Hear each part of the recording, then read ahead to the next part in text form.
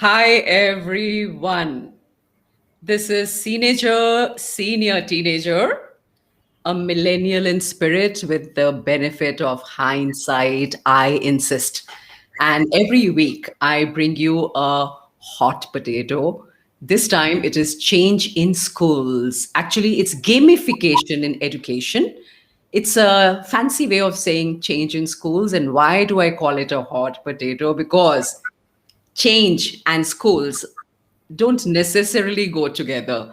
Schools take a long, long time to change. And we have here with us, I am so impressed with this young teacher. She's a millennial teacher, outstanding work, beautiful blog. I'm going to share the link later with you. Sanam Sud Edwards. Sanam is a teacher and edu blogger. She's a student voice and choice advocate. I love that because these are young people who are really passionate about certain the right things, and she speaks up for voice and choice for the students. And she's a mother of two, what she calls rambunctious. Is that the right pronunciation, Sanam? I think so, yes. And I think the feeling that you're conveying behind that word sums it up really nicely. All right. And two boys, two Yes. sons, both boys. Like Sanam and I share the Air Force. I'm an Air Force spouse, and she's an Air Force brat, as they call it.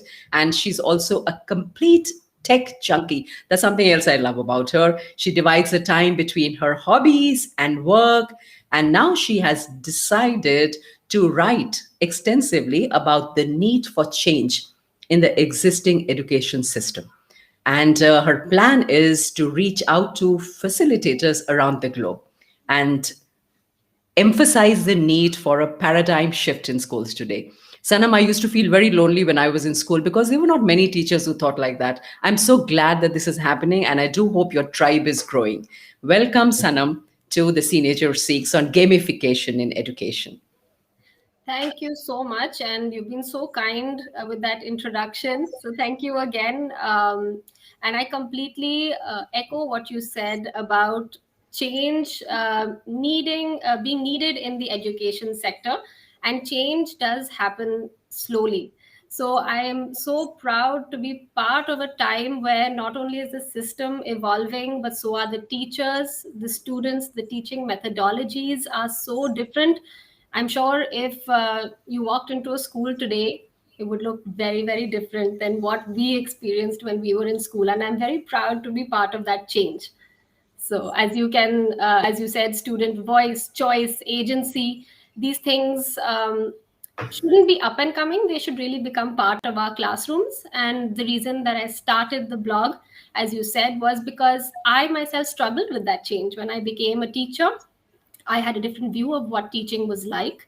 And Mhm. so when I became a teacher in an IB school, everything was very new to me and I had to sink or swim. So since I swam and I found I could do it well, I wanted to help other educators on their journey to transforming their teaching practices because that's so required. Where the grassroots of the education system. So unless teachers bring in that change on an individual level, the change is never going to happen. So it begins and ends with us. Yes. And you sound envious of the students today. Would you rather have been a student today? Do you get that feeling ever? If I'm being very honest, I'd like to start by saying, how children are so resilient. They take whatever they're given, they take their experiences, and for the most part, they enjoy and make the best of them. And I think that's what I did with my schooling. And a lot of children do that. So I enjoyed how I was schooled. But now, with the teacher's lens, when I see how much effort goes into teaching practices and to ensure that students are given the best of everything in this day and age, I wonder what would be different in my life if I had had that kind of education. Because there are a lot of skills that I began honing only when I was an adult, because I got what I could from my education. But there was so much more that could have been done if I had this kind of education. So it makes me wonder. I think about Absolutely. it sometimes. Yes, yes. Certainly, I hear that. But some of the see, there's one thing. My generation used to be criticized for taking the children around from one activity to another. We were trying to get them sports training, we were trying to get them exposed to music, and the buzzword was exposure. But today, given all the progressive thinking and all the noise in the airwaves, what are schools really preparing children for? What kind of a future? Are you working backwards from anything? What is that vision that you're working backwards from? Okay, so I can share what I think is happening in education today, which I think is really great. We are seeing a huge shift in education where, as you say, children are exposed to so much already. They're very, very confident. This next generation is ready for challenges. So, what we are looking at now is actually using the schooling system to prepare them for life ahead. Because if there's something that is maybe missing from traditional education, it's providing the children with tools to be able to confidently navigate life ahead. It isn't just about academics, it isn't just about co-curricular activities, it isn't just about exposure, but how do you put that all together to make an individual who really understands how to break barriers and how to be successful later on in life. So if we can equip them with those skills in school itself, then school becomes a much better place and a more useful place to be in. Right. But when you say all of this, what skill do you hold as a 21st century skills, as they're called? Now, which particular one do you really feel very strongly about that this is a skill they're going to really need going forward? So I'm not being partial, but as you said, that I am very tech driven, and I love technology and I love using technology in my classrooms.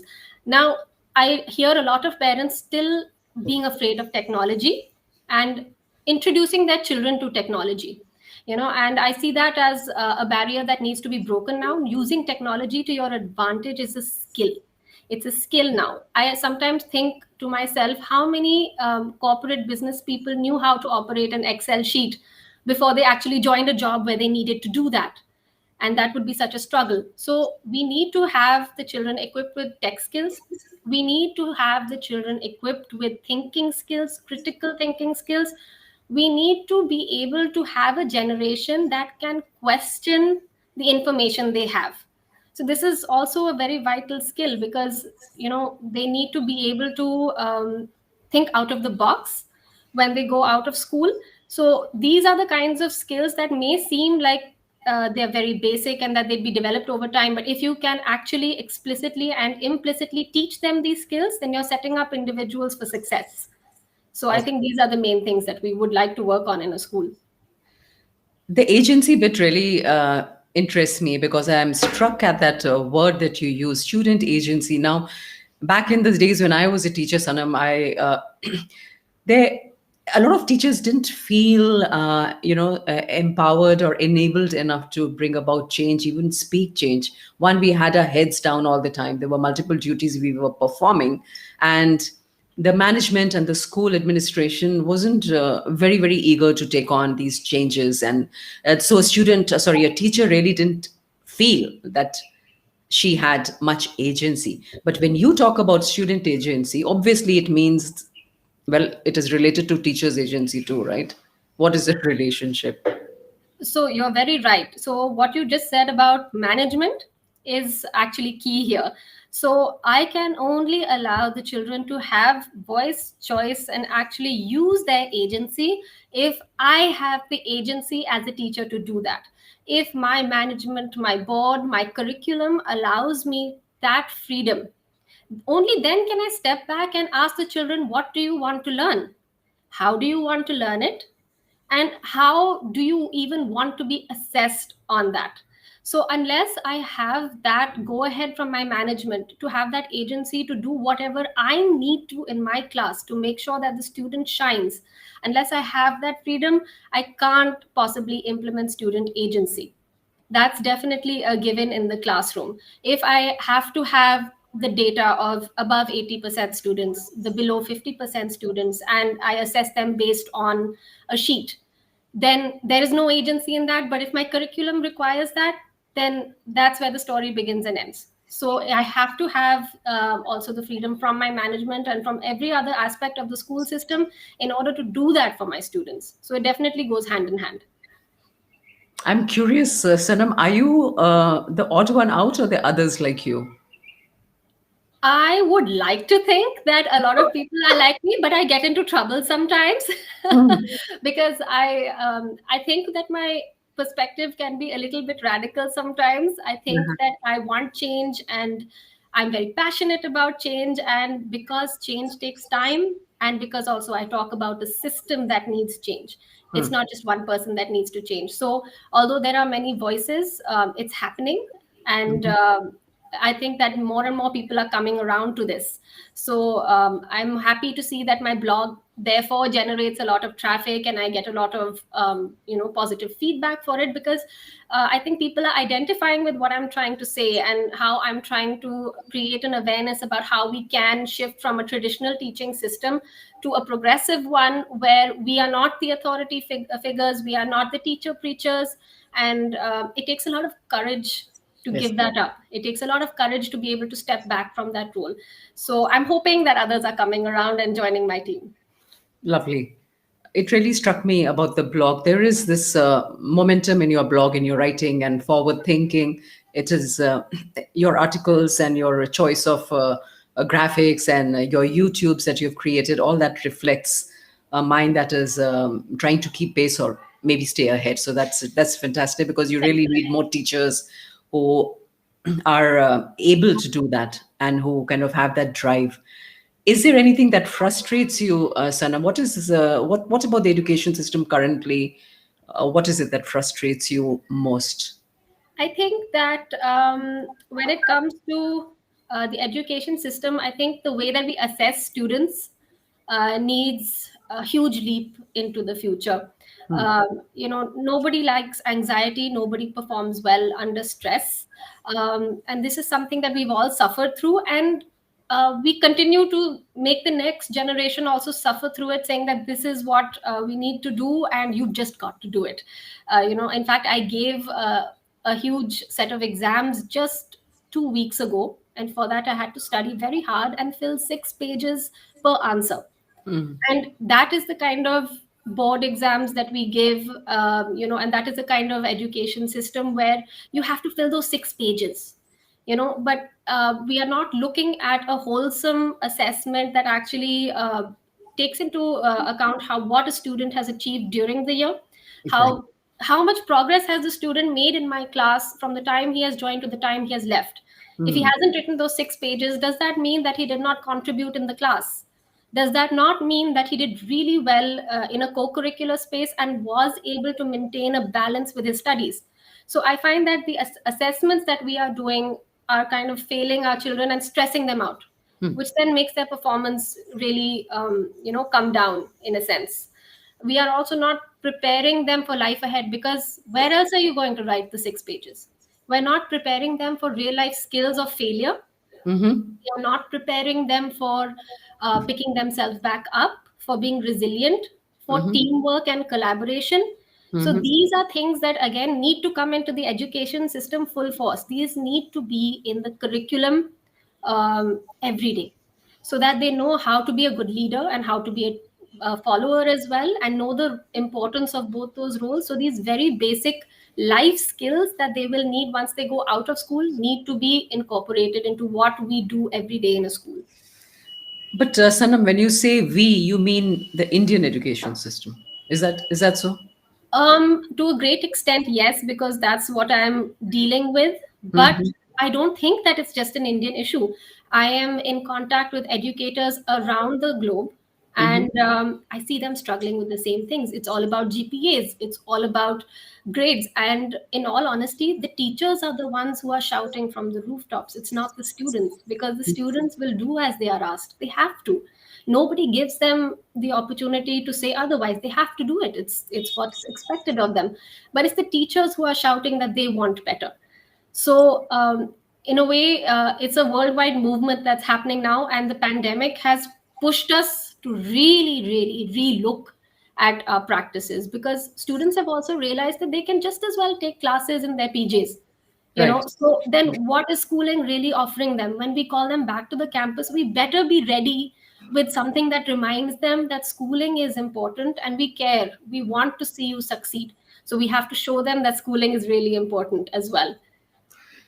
It was just a couple of years ago that I first heard somebody speak about homeschooling, and he was an IIM graduate. I remember very clearly, and he was talking about what him and his wife, the kind of experiment they were conducting with their child. And I was really struck at that time. But more and more, with the as time goes by, I meet unschooled Right, children, right. unschooled entrepreneurs. They are, Instagram influencers, and they've made money on YouTube. They're monetizing it, and Yes. they're writing books by the dozen, literally. And you really wonder, did they making money? They're self-sufficient in a manner, still living with parents, but you do wonder, because this entire string that we are now discussing brings me to that Yes. irrelevance, the growing irrelevance of school. So what is a school really doing for a child if it is creating frustration for the child, if there is a lot of pressure that child is not able to cope with? What essentially is a school really doing for a child? The So resources that are spent, Sanam. So that's become right. This question has become really, really. It's a million trillion dollar question right now, given all the yes, resources that go into it. I hear you completely. And here again, I again want to say I know so many parents who are homeschooling their children and have been actually homeschooling their children since even before the pandemic, as they thought that it was a better environment for their children.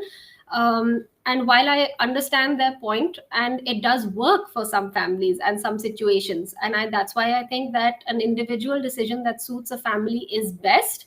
That should be the way that you go forward. But for many children, homeschooling again might not suit, because there are certain things that only a school can teach you. If a school mirrors a society, how do I learn to deal with peer pressure? How do I learn to deal with an authority figure telling me I need to work on something? Do I take that feedback well? So these kinds of situations are only created when you have external factors coming in. And if I look at just the scenario right now with virtual schooling, it's not exactly homeschooling, but then you have the comfort of your home, and then you can switch off the camera, you can relax as much as you want and take your time with your work. But is that real life? So that is something that we need to really introspect on as a family. If a family can hack it, and if a family is truly adding value to a child's knowledge base at home, and that's a decision that they want to take, most definitely so. But then there's a system of checks and balances with everything. So how many people would rather opt for a school because of the infrastructure, again the kind of exposure that a child could get in a school? That is the balance that families really have to weigh. Also, Sanam, I'm not. No, sorry, you were saying something. No, no, not at all, carry on. Okay. I was going to say that I don't know how many schools are very consciously keeping pace with what's happening in artificial intelligence, for instance, or how fast the augmented reality is coming crashing at us, and how life is going to change. It's upon us already. So, Right. a couple of decades, maybe less than that. And the schoolrooms, your tools, teaching tools are going to be changing. A lot is, of course, there's always this argument that India is such a diverse nation, and you can't be reaching technology to large populations. That's true. But even so, you are trying to imagine a scenario. And I know in most schools, this kind of thinking, this kind of forward preparation or analysis doesn't happen. These conversations don't take place. We are so, with our heads down and blinkers on, plodding, because there's so much to do. You have your bus duty, you have this duty, you have Right. 101 duties, right? You're preparing the report cards. So I wonder, because the Ivy League schools, a school that you are teaching in, for instance, at the front line, do these conversations take place? For instance, what is the classroom probably going to look like 5 years from now or 10 years from now? Is that Absolutely. conversation happening? Absolutely. So I can speak for my own school and a lot of other schools that I don't like to use the word competing. Hmm. I don't like to use the word competing, but certainly schools in cities and schools that want to look ahead to the future of education take technology very, very seriously, and they also are keeping up to date with everything that's going on in the world and making sure that the students know it. So uh, we do realize that uh, it's difficult to accept change. Everybody's human at the end of the day. You don't want to think of an era where maybe we become redundant. You know, Absolutely. it's the ever looming future where we all talk about when AI takes over, and you don't know what's going to happen in the future. But then our take on technology is that the sooner you get used to it and embrace it, the better life will be. And because it is happening, like you said, we can't There's no bury our heads. choice. There's no there's choice no, there's there. no, Yeah. you're either going to be going with the flow or you're going to get left Left behind. behind. Left behind. Absolutely. Yes. So it's very, very important that our children also don't fear technology, because I find a lot of parents fear technology. A True. lot of parents put that, boundary down that, I don't want my child to be on a laptop until he's this age. I don't want my child to necessarily learn too much about technology because it's not of any use. Hmm. But in our school, we have children carrying laptops at a fairly young age, and they Yeah. are very, very responsible, and they know how to use technology responsibly. So digital citizenship is actually taught at our school.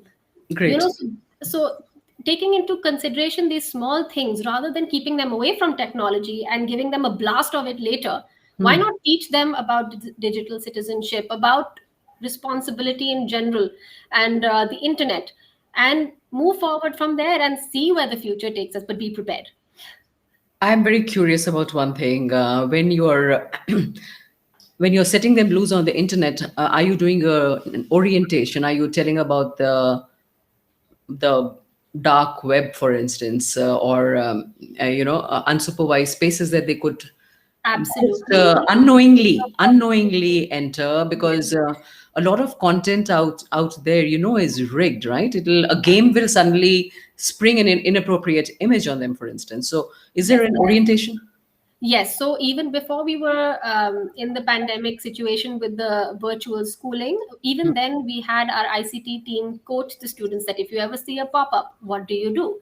If you Right. see a chat pop up, what do you do? So there always used to be that. But now that children are practically functioning for half of their day online, we start every year, every session, and keep reinforcing that we can't see what you are doing on the laptop and the Exactly. iPad. We don't know, so we can't unfortunately be there to protect you, but it's time you learn to protect yourself. So all the way from kindergarten to the higher classes, we are constantly talking to them about the do's and don'ts of being online, password security, sharing passwords. In fact, we tell our students, remind your parents it's time to change the Microsoft Teams password. Remind your parents that, okay, and then you can have a little sticky somewhere where you can be independent and have that, but these things are important, and then we reiterate why those things are important.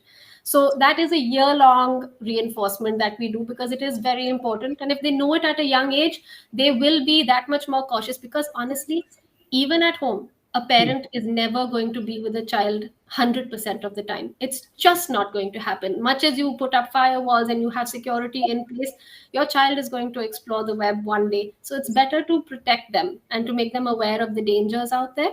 And then they'll be in a better situation to be able to handle it when that day comes. Absolutely, Sanam. Like they say that children these days have three parents. One is the biological pair, of course. Then they're the peers, the peer parents, and the third is YouTube. YouTube is also a parent. It's there's so much of how to do this and how to do that on YouTube, and so the degree of control that a parent has over how a child, kind of what paths he or she takes, and what choices they make later is much lesser today, right? That control is much lesser, Oh, I and do it. When I take my virtual classes, I can see on their spectacle screen that there's a YouTube link open on the side, even when I'm taking classes. Sneaky, sneaky, but I know it's happening. hmm. So any time of day, it's a reality we have to accept. The children have a lot of information on their fingertips, and we need to teach them when the time is right to use that information and that technology, and when to hold back. And the change also has to involve a sense of openness, ability to have a conversation or dialogue with the children, or make them feel safe enough where they can share uncomfortable things with you. I read somewhere something very beautiful, that a mighty parent today is one who can permit their child to be at their worst with them, in the sense when the child is so scared sometimes and is in an uncomfortable situation, but they feel safe enough to come and share that with the parent. That is a mighty parent today. Very different from what it used to be once. Absolutely. I think it's so important. As teachers, we tell them that they can talk to us as well. But Yes. if a parent is available, Hmm. and it's possible a child even makes a mistake, but then if the child is Absolutely. comfortable enough to go to a parent and say, okay, I've done this, help me, if a parent is open enough not to judge at that time but jump in and help, chances are that the child will not only learn from that but build that bond of trust. And Mhm. then imagine the things that the child will tell you about, talk to you about, and then you can have conversations, the big conversations of Yeah, life with your absolutely. child, rather than he or she having that conversation with a peer who may not have all the knowledge, with Exactly. anyone else who maybe might be questionable. So it's always best coming from a parent. True, true. Talking of parents, Sanam, what do you have to say about the dads today? Are the dads different The next gen than dad. your dad, or my kids? Akhil, the dad, or yeah, are they any different? Do you see a difference in them?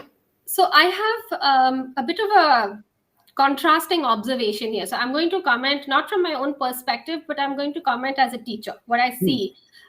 My dad, I was very privileged to have a dad who was again very open, and I never had any issues with my parents. So I'm just looking at it from the point of view of an educator with the next generation and seeing the kind of trends that are forming. And I have two views on this. So the Okay. next gen dads, when it comes to their little girls, they are breaking barriers. They are thrilled when their little girls go into coding classes and do well. They are thrilled when their little girls go into athletics, and we are breaking gender stereotypes there, which I'm thrilled to see. But on the other hand, I have another observation, which comes in once in a while. When we talk of breaking gender stereotypes, this gender stereotype of what is expected of little boys is not yet happening as fast as I would like to see. Whereas girls are now being thrown into coding and into all these, male dominated fields, and parents are so happy because maybe there's more awareness generated on that and everyone's pushing for equality for girls. But what happens to the little boys sometimes when they don't want to take up athletics and they want to take up art or dancing? I see a few parents kind of going the route of, oh, why don't you try it for a little while and see if you like it? So I find boys don't want to cry. They still don't want to cry. They still do have this way of being apprehensive of showing their emotions, and I see that in the little boys of today still. So in some ways I think that we need to now work on breaking opposite gender stereotypes for the boys now, because that is something that I work on very seriously in my classes, because every day I reinforce that it's not just girls are equal to boys, but boys, you can also do whatever you want, whatever you want. It is your choice. You can show emotion, and we need that same message coming from parents as well. That's my observation. I'm just putting it out there. Why? This is the reason I say, Sanam, I really like your work, because you are plugged into what is going on around. However, it's true that boys are in a way getting left behind. So there is a lot of anxiety around boys adrift, for instance, that Yes. the world and the policies have become so girl friendly, and Yes. parents are, they've just decided to make up for lost time, or, the earlier poor choices with the girls. Yes. And so the girls are really out there. They're just out there, and the Yes. boys are confused. So they don't know what are they supposed to be. What is a masculine boy, or what is a man supposed They're to be? they're Who is just a worried man? about acceptance. I just find that they're worried about acceptance, and True. nobody should have to worry about what's accepted. In fact, my younger son, he plays with Barbies. He loves Barbies. And I once went to school and I had a couple of blonde, Barbie hair on me. And some of the other, teachers and some of my students saw it and they said, "Ma'am, what's that?" And I said, "It's Barbie hair." And it's like, "You have sons?" So I said, "Yes, I have sons." "But then what's a Barbie doing in your house?" So I said, "Well, my younger son plays with Barbies. He has 8 or 9 of them and he loves them." Hmm. And they were, the boys, their eyes lit up and they couldn't believe it. And for them, I think it was the first time that they could, even fathom having a Barbie in their household. So I mean, in some small way, we all had a laugh together. And I hope that we broke the ice, on that topic a little bit there. And I'm okay using my son's example because I'm very proud of him playing with his Barbies. So if in small ways we can just stop the taboo and just laugh about it and move forward, that's what I'm looking forward to.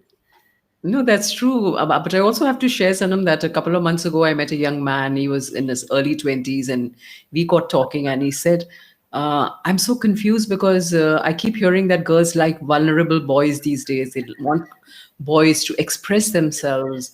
But when I do that, they go and fall for these idiots. He used another word which I'm not going to say. So, go and fall for these. So how and he genuinely was very very confused, and he liked a girl, and but that girl went and fell for some other idiot who exactly. So after all that, you knew masculinity, and then you've gone round a full circle. So I think this is a time of a lot of confusion, don't wouldn't you say that?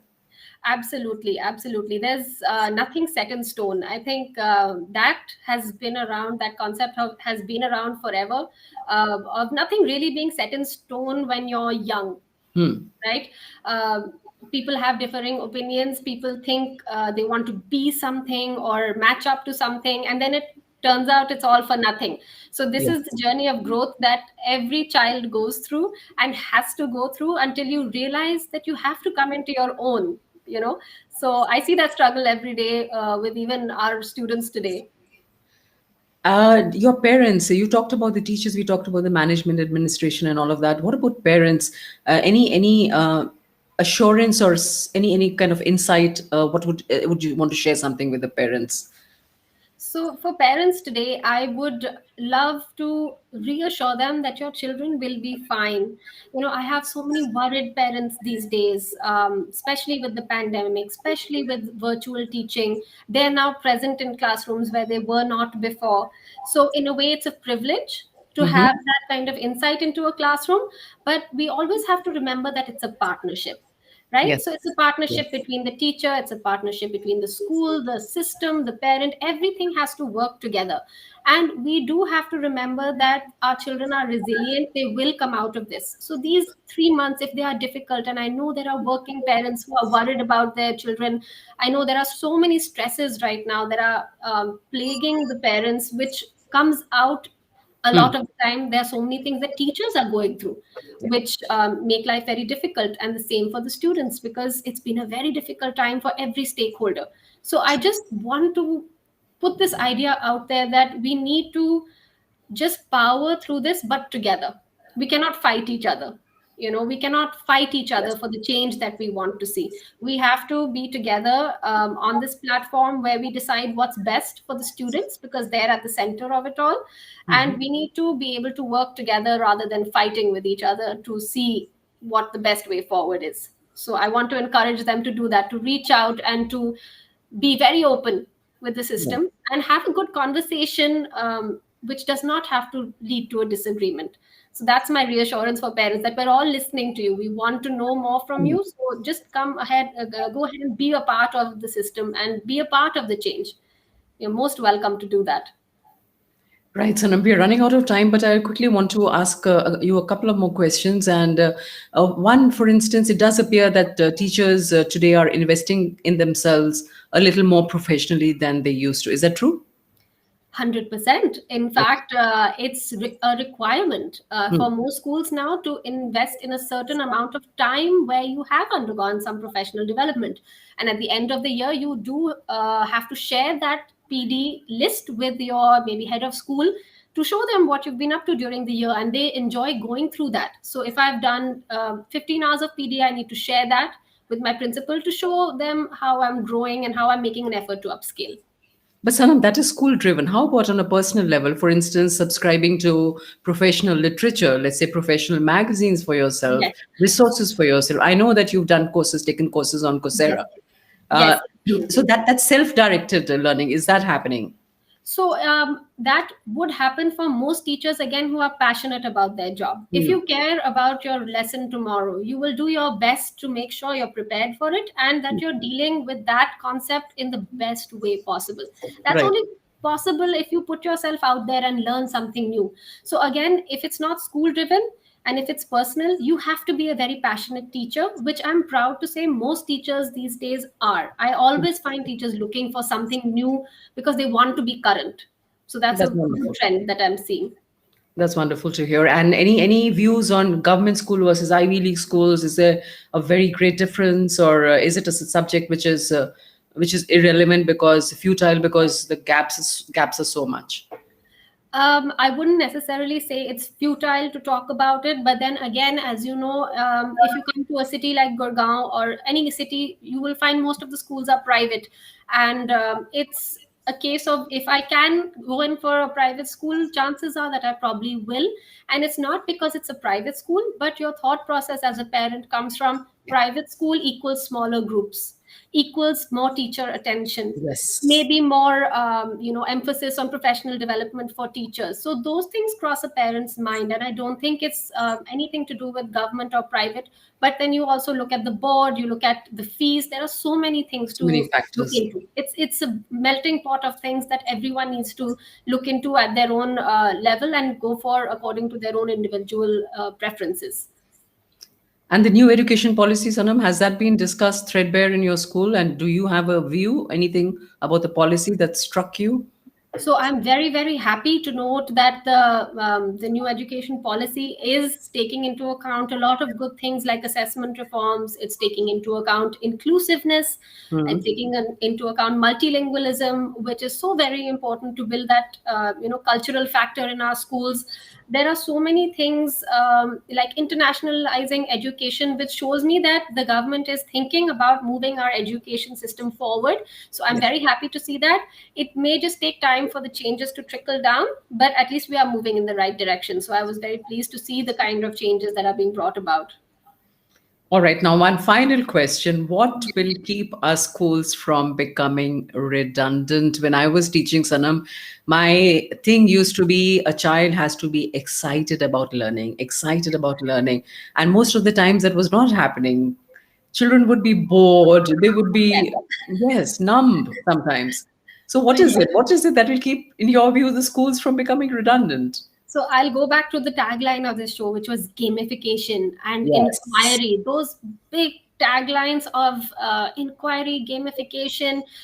When you add those into learning, a child doesn't even feel like he's learning. A child is experimenting and exploring. So the whole meaning of learning changes. The meaning of being in a classroom completely alters from sitting at a desk to having an entirely invigorating experience with your friends and your buddy teachers, and it becomes something to talk about when you go home. So we need to keep those taglines in our mind and keep children excited about learning and excited about becoming individual people who can take charge of that journey.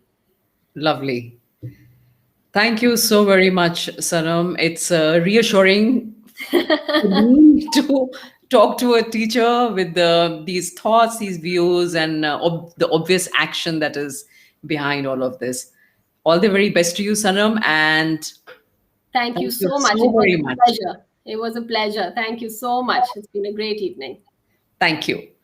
And And bye bye, everyone. This is the Teenager signing off. I'll be seeing you again next week with another episode of the Teenager Seeks.